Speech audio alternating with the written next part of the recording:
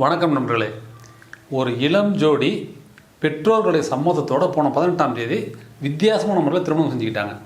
இதுவரை யாருமே யோசிக்காத வகையில் அவங்க வித்தியாசமான முறையில் செஞ்சுக்கிட்ட அந்த திருமணத்தின் மூலிமா இந்த இளம் ஜோடி ஒட்டுமொத்த இந்தியாவுடைய கவனத்தையும் அவங்க பக்கம் திருப்பியிருக்காங்க.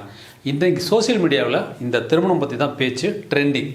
அப்படி என்ன வித்தியாசமாக இவங்க திருமணம் செஞ்சுக்கிட்டாங்க, இவங்க யார் அப்படின்றத பற்றி தான் இந்த வீடியோவில் பேச போகிறோம். பேசுவதற்கு நிறைய இருக்கிறது, பேசலாம்.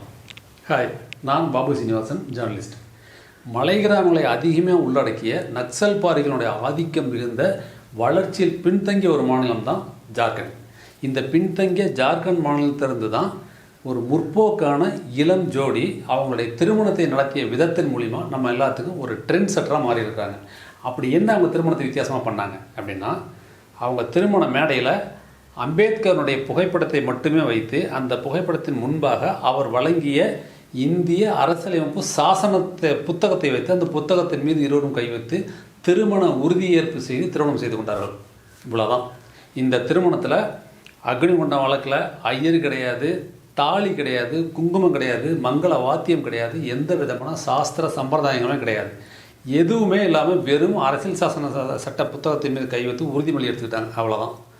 வழக்கமாக வட மாநிலங்களை பொறுத்த வரைக்கும் இந்த திருமணம் எப்படி நடக்கும்னாக்க, இந்த திருமணத்தை விடவும் திருமணத்துக்கு முன்பாக அவங்க நிறைய சடங்குகளை வைத்திருப்பாங்க. குறிப்பாக இந்த மெஹந்தி திருவிழான்னு வைப்பாங்க. அது ரொம்பவே அங்கே வட மாநிலங்களில் பரிச்சயம். ஆனால் இந்த ஜார்க்கண்ட் மாநிலத்தை பொறுத்த வரைக்கும் இந்த மணமகன் ஏமன் லஹோரி, மணமகள் பிரதீபா லஹோரி, இவங்க இருவரும் சார்ந்த சமூகம் இருக்கு இல்லையா, இந்த சமூகத்தில் ரொம்ப கடுமையாக கடைபிடிக்கக்கூடிய ஒரு 2 சடங்குகள் இருக்குது. அந்த 2 சடங்குகளையுமே இவங்க பயணம்னு சொல்லிட்டு பிறந்தள்ளிட்டு இதை இந்த திருமணத்தை இந்த மெத்தட் தான் நடத்தணும்னு சொல்லிட்டு ஏற்கனவே முடிவு பண்ணியிருந்தாங்க. இந்த திருமணத்தை முடிவு பண்ணுறதுக்கு முன்னாடி அவங்க பெற்றோர்கள் இருவருக்கும் சேர்ந்து திருமணம் செய்வதற்கு முடிவு பண்ணாங்க. அதுக்கு தேதியும் குறித்தாங்க. தேதி குறித்த பிற்பாடு இந்த திருமணத்தை எப்படி நடத்தணும் அப்படின்னு சொல்லிட்டு இந்த முற்போக்கு சிந்தனை கொண்ட இந்த மணமகனும் மணமகளும் பேசி அவங்க என்ன முடிவு பண்ணாங்கனாக்க, முதல்ல பெற்றோருடைய சம்மதத்தை வாங்குவோம் அப்படின்னு சொல்லிட்டு முடிவு பண்ணாங்க. இதுக்காக 2 வீட்டார்கிட்டையும் பேசி இந்த மாதிரி சாஸ்திர சம்பிரதாயம் அதுங்கெல்லாம் வேணாம்னு சொல்லிட்டு அதுக்கப்புறம் தான் அவங்களுடைய சம்மதத்தோடு இந்த திருமணத்தை இந்த மெத்தடில் பண்ணியிருக்காங்க. அதாவது தமிழகத்தை பொறுத்த வரைக்கும் முற்போக்க மாநிலம் அப்படின்னு சொல்லி நம்ம சொல்லுவோம். இந்த தமிழகத்தில் நடக்கக்கூடிய சீர்திருத்த திருமணங்களிலே கூட இந்த மாதிரி நம்ம வழக்கத்தை பார்த்ததே கிடையாது. இந்தியாவிலேயே முதல் முறையாக அரசியல் சாசன சட்ட புத்தகத்தை வைத்து அதன் மீது கை வைத்து திருமண உறுதியேற்பு செய்து திருமணம் செய்து கொண்ட நிகழ்வு இதுதான் இந்தியாவிலேயே முதல் முறை அப்படின்றது நான் நினைக்கிறேன். எனக்கு தெரிஞ்சு அந்த சட்ட புத்தகத்தின் முன்னாடி இவங்க 2 பேரும் என்ன உறுதிமொழி எடுத்துக்கிட்டாங்க அப்படின்னாக்க, நம்ம 2 பேர்த்துக்குள்ளே ஆண் பெண் அப்படின்ற பாகுபாடு பார்க்க மாட்டோம், இருவரும் கடைசி காலம் வரைக்கும் நான் ஒருத்தரை விட்டு பிரிய மாட்டோம், அந்த பாகுபாடு அப்படின்ற இடத்துக்கு இடமே கொடுக்காம உனக்கான உரிமையை நான் மறுக்காமல் கொடுப்பேன் அப்படின்னு சொல்லிட்டு 2 பேரும் உறுதிமொழி எடுத்திருக்காங்க.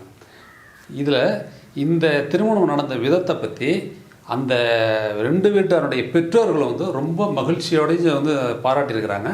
அவங்க மட்டும் பெற்றோர்கள் மட்டும் இல்லாமல் அந்த ஊரை சேர்ந்த கிராம மக்களும் இந்த திருமணம் நடந்த விதத்தை பற்றி பாராட்டி தள்ளுறாங்க. மற்றவங்களும் அதை ஃபாலோ பண்ணுறதா நிறைய இளைஞர்களும் சொல்லியிருக்காங்க. ஆனால் இந்த திருமணம் குறித்து சோசியல் மீடியாவில் எழுந்த கருத்துக்கள் 2 விதமான கலவையான கருத்துக்களை பெற்று வருகிறது. அதில் பார்த்திங்கன்னா ஒரு சார் என்ன சொல்கிறாங்கனாக்க, இந்த மாதிரி செலவே இல்லாமல் ரொம்ப முற்போக்காக இந்த திருமணம் நடத்தி முடிச்சதன் மூலிமா அவங்க பரஸ்பரம் புரிந்து கொண்டு கடைசி வரைக்கும் நான் உன்னை கைவிட மாட்டேன் அப்படின்ற மாதிரி அந்த சத்தியம் பண்ணி உறுதிமொழி எடுக்கிறதுன்றது ஒரு நல்ல விஷயந்தான். இது யாருக்கும் எந்த பாதிப்பும் கிடையாது, இதை தொடரலாம் அப்படின்னு சொல்லிட்டு ஒரு சார். இன்னொரு சைடில் என்ன சொல்கிறாங்கனாக்க, இல்லை இந்த சாஸ்திரம் சம்பிரதாயம் இதெல்லாம் வச்சு அதன் மூலயமா நம்ம திருமணம் செய்கிறது, சடங்குகள்லாம் செஞ்சு திருமணம் செய்கிறதுன்றது நம்ம தொன்று தொட்டு நம்ம கடைபிடிச்சிக்கிட்டு வர ஒரு மரபு, அது வழக்கம். இந்த பாரம்பரியமாக இருக்கக்கூடிய இந்த விஷயம் இது நம்முடைய பண்பாடு கலாச்சாரம். அதை நம்ம அவ்வளோ சீக்கிரமாக அவ்வளோ எளிதாக நம்ம தூக்கி போட்ட முடியாது. இதெல்லாம் நம்மளுடைய அடையாளங்கள், அதனால் அந்த அடையாளத்தை விட்டு கொடுக்க முடியாது, அதை நம்ம தொடரணும் அப்படின்னு சொல்லிட்டு இன்னொரு சார். நண்பர்களே, நீங்கள் சொல்லுங்கள், இந்த கலாச்சாரத்தை தொடரணும், இதே போல் தான் நம்ம கல்யாணத்தையும் பண்ணணும் அப்படின்ற ஒரு சார் சொல்கிறாங்க. அந்த கருத்தோடு நீங்கள் உடன்படுறீங்களா? இல்லை இந்த முற்போக்காக இருந்து யாருக்கும் எந்த தொந்தரவும் இல்லாமல், இல்லை இவங்க மனசு புரிஞ்சு நான் சத்தியம் பண்ணி நான் உன்னை கடைசியும் கைவிட மாட்டேன் அப்படின்ற மாதிரி சொல்லி எடுத்துக்கூடிய இதில் நீங்கள் உடன்படுறீங்களா? நீங்கள் உங்களுடைய கருத்துக்களை பதிவிடுங்க. அடுத்த வீட்டில் சந்திக்கலாம். அதுவரை பாய்.